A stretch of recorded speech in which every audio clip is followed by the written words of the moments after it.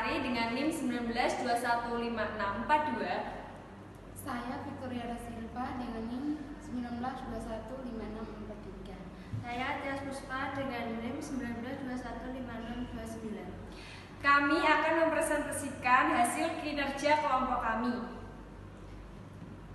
Saya akan menjelaskan tentang perspektif liberalisme. Perspektif liberalisme adalah perspektif yang memandang bahwa manusia pada dasarnya mempunyai sifat yang baik.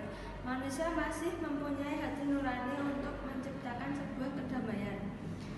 Contoh studi kasus analisis kebijakan liberalisme ekonomi politik Indonesia sektor hulu migas Indonesia pasca 1998 atau pasca reformasi. Di awal tahun 2012, pemerintah Republik Indonesia mengagendakan pencabutan subsidi harga BBM serta menaikkan harga BBM sebesar 1.500. Kebijakan ini mengundang aksi protes massa di berbagai daerah hingga akhirnya ditunda pengesahan melalui proses politik yang panjang. Sesuai draft yang disepakati di sidang paripurna DPR RI, pemerintah berkesempatan menyesuaikan harga BBM jika harga atau ICP naik atau turun sebesar 15% dalam jangka waktu 6 bulan. Kebijakan tersebut sesungguhnya masih menyisakan pertanyaan, mengapa harga BBM di Indonesia begitu tergantung dengan harga minyak dunia. Nah, menurut perspektif liberalisme, liberalisasi bertumpu pada reformasi struktural pasca krisis untuk negara-negara berkembang. Kebijakan pengelolaan migas di sektor hulu telah terbukti sangat liberalistik. Bukti yang dapat ditemukan dari liberalisasi sektor hulu migas adalah adanya kebebasan dari perusahaan-perusahaan asing untuk mengeksplorasi dan mengeksploitasi hasil minyak Indonesia. Kebijakan ini berimplikasi ketergantungan Indonesia pada kekuatan modal asing. Namun, penjelasan mengenai ketergantungan tersebut tidak akan secara tuntas dipaparkan dan tanpa menganalisis kebijakan sektor hulu migas dan perdagangan minyak internasional. Berdasarkan UU nomor 22 tahun 2001, kebijakan di sektor hilir meliputi berbagai bagian berikut: 1. Pengelolaan, 2. Pengangkutan, 3. Penyimpanan, dan 4. Niaga. Dengan adanya pembagian tersebut, investasi menjadi tanpa menganalisis kebijakan sektor hulu migas dan perdagangan minyak internasional. Berdasarkan UU nomor 22 tahun 2001, kebijakan di sektor hilir meliputi berbagai bagian berikut: 1. Pengelolaan, 2. Pengangkutan, 3. Penyimpanan, dan 4. Niaga. Dengan adanya pembagian tersebut, investasi menjadi mungkin untuk dilakukan tanpa harus membebani investor dengan dana yang besar. Selanjutnya, saya akan melanjutkan studi kasus merkantilisme, yaitu kepentingan Jepang membatasi ekspor bahan baku semikonduktor ke Korea Selatan. Jadi semikonduktor merupakan bahan elektronik yang bersifat antara isolator dan konduktor, yaitu menghantarkan panas. Jepang membatasi ekspor bahan baku semikonduktor ke Korea Selatan disebabkan oleh dua faktor, yaitu faktor internal dan faktor eksternal. Kalau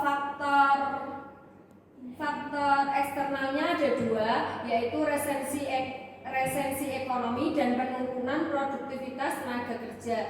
Resensi ekonomi ini semakin menurun di Jepang, akibatnya industri nuklir di Jepang hancur dan 11 dari 50 reaktor nuklir di Jepang ditutup bersama dengan sehingga produksi listrik di Jepang menurun hingga 40%. Yang kedua, penurunan produktivitas tenaga kerja, jumlah kelahiran di Jepang disebabkan oleh tingkat fertilitas rendah, kemudian berdampak pada peningkatan jumlah penduduk usia lanjut. Yang kedua, faktor internal itu disebabkan karena adanya hubungan keduanya renggang akibat Jepang membatasi ekspor material semikonduktor ke Korea Selatan. Keputusan Mahkamah Agung Korea pada tahun 2018 mengenai perusahaan Jepang harus membayar ganti rugi terhadap korban kerja paksa dan meminta maaf terhadap korbannya.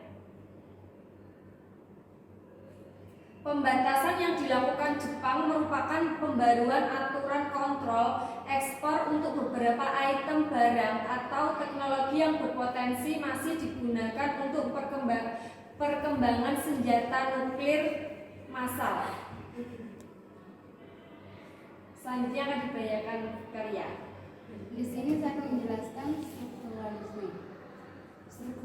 Strukturalisme adalah bagian teori hubungan internasional yang menekankan pengaruh struktur ekonomi politik pada kehidupan politik, sosial, budaya, dan ekonomi setiap negara. Contoh studi kasusnya, analisis kekuasaan ekonomi politik dalam mengakses lahan hutan atau kasus 3 komunitas di hutan produksi Kabupaten Tebo Jambi. Kawasan hutan negara merupakan pintu masuk bagi banyak pihak untuk memanfaatkan hutan secara bebas. Komunitas terhadap kawasan hutan produksi diperoleh melalui jaringan kekuasaan. Dimensi yang dimainkan untuk memperoleh lahan hutan adalah politik dan ras.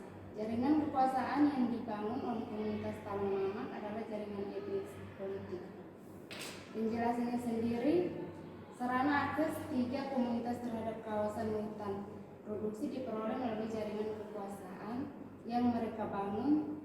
Dimensi yang dimainkan untuk memperoleh lahan hutan adalah politik dan ras. Jaringan kekuasaan yang dibangun oleh komunitas Talang Mamak adalah jaringan etnis politik. Kemudian ini memberikan dukungan politik kepada kepala desa agar dapat menjamin keberadaan mereka di dalam kawasan hutan produksi. Selain dukungan politik, jaringan penguasaan lahan didasarkan pada ras, yaitu sebagai komunitas adat yang khas dan dianggap sebagai suku terasing di hutan.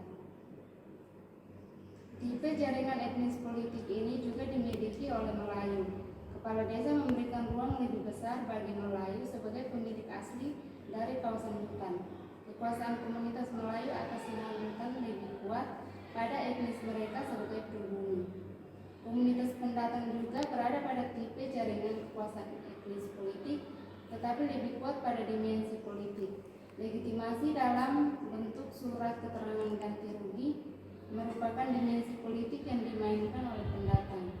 Selain jaringan kekuasaan etnis politik, pendatang menggunakan jaringan kerja penguasaan. Mereka menjadi buruh karet kepada Melayu agar memperoleh akses terhadap hutan.